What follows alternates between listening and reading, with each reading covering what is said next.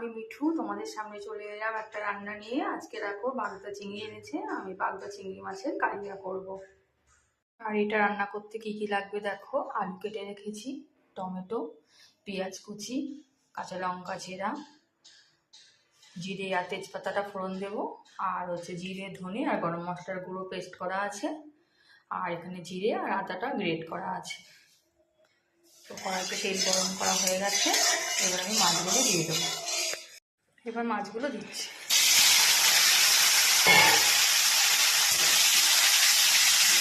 মাছগুলো এবার ভালো করে ভাজা করে নেব।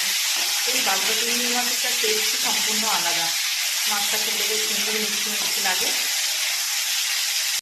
দেখো মাছগুলো ভাজা হয়ে গেছে, এবার আমি মাছগুলো তুলে নেবো। তেল গরম হয়ে গেছে, এবার আলুগুলো ভেজে নেব।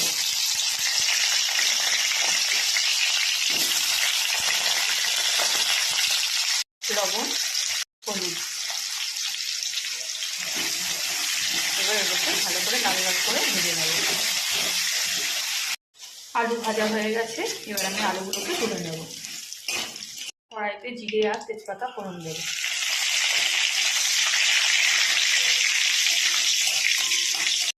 আদা রসুন পেস্টটা দিলাম, পেঁয়াজটা দিয়ে দেবো, কাঁচা লঙ্কাটা দিলাম,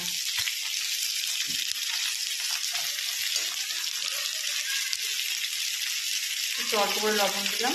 এবার জিরে ধনে গরম মশলা গুঁড়োটা দিয়ে দেবো। জলে পেস্ট করে রেখেছিলাম ওটা দিলাম, তো হলুদ। এবার মশলাটা ভালো করে কষে নেব যতক্ষণ তেল না ছাড়ে। একটু চিনি দিলাম।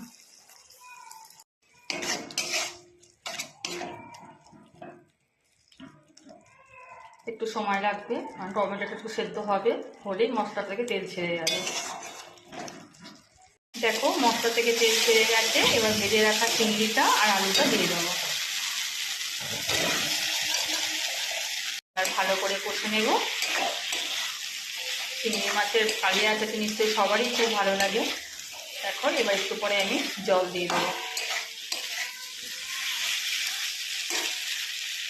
এবার আমি জল দিয়ে দেবো। দেখো ফুটছে, এখনো আলুটা সেদ্ধ হয়নি, আলুটা সেদ্ধ হতে একটু সময় লাগবে।